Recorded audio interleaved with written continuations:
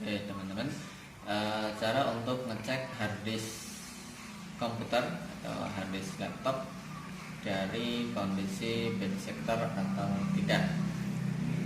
Kita bisa menggunakan keyren versi 10.4 misalnya, dan masuk ke start keyren procedure automatic boot method, dan kita pilih nomor 6 ada harddisk tool, dan di enter. Dan kita pilih softwarenya HDD Regenerator versi 1.71. Kita enter kembali.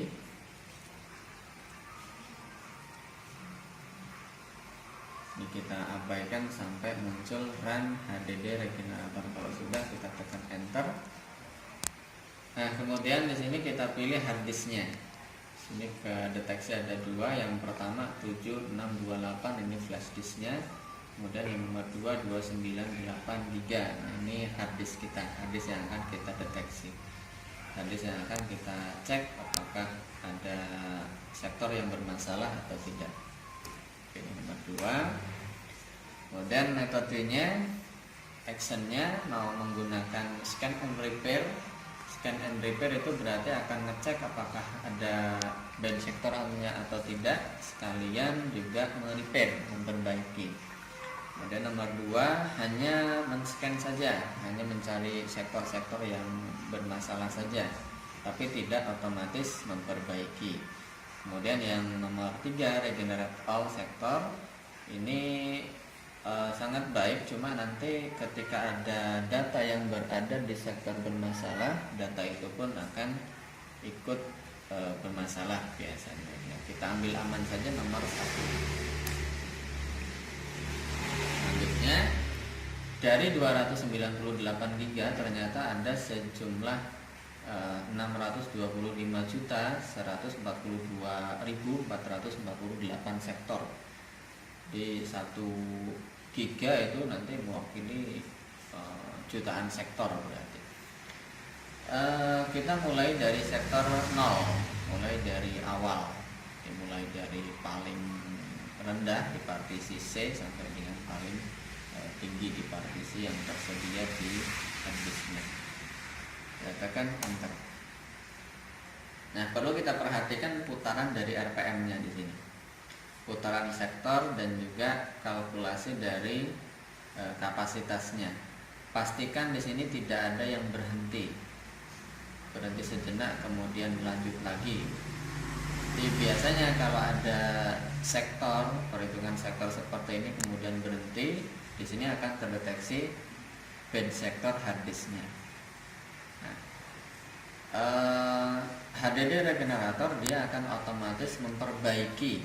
Biasanya ketika muncul B itu berarti bad sektor, kemudian akan berubah menjadi R, sektornya sudah tercover, sudah berhasil di repair. Itu kalau harddisknya masih bisa diperbaiki. Tapi kalau misalnya bad sektornya kok tidak bisa sama sekali diperbaiki, biasanya datanya pun akan sulit diakses. Nah, sehingga pada saat ada bad sektor yang sudah tidak bisa kita repair, tidak bisa berubah menjadi huruf R, ya sudah harus segera diganti karena memang harddisknya juga sudah tidak bisa kita pergunakan kembali. Tapi kalaupun ada bad sektor kemudian bisa otomatis berubah menjadi R atau bisa di repair, itu juga sama kita rekomendasikan untuk diganti.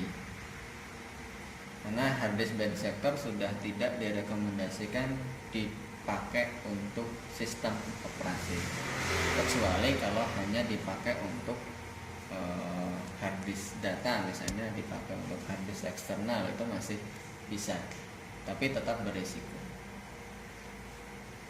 Pause. Nah, ketika proses scanning sudah selesai, nah, kita bisa melihat mapnya di sini. Apakah ada sebaran B atau sebaran R yang ada di drive mapnya seperti ini. Kalau misalnya ada sebaran bad sektornya ataupun sebaran bed sector yang sudah berhasil di repairnya ini juga sudah banyak, maka berarti harddisk ini sudah tidak kita rekomendasikan untuk dipakai. Nah, kita lihat statistiknya juga di sini. Berapa jumlah bed sector yang terdeteksi, berapa jumlah sektor yang berhasil diperbaiki. Itu juga bisa kita lihat di sini. Nah, terakhir kalau sudah selesai, kita clear statistiknya. Kita pilih nomor 4, kemudian di enter.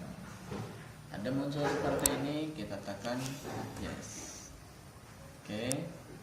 Nah, sampai seperti itu. Nah, perlu saya sampaikan bahwa proses penggunaan HDD regenerator ini dipakai untuk maintenance. Jadi sebagai maintenance atau perawatan harddisk. Jadi kita rekomendasikan ya setidaknya 6 bulan sekali atau 1 tahun sekali. Apalagi kalau laptop atau komputernya sudah berusia lebih dari 1 tahun.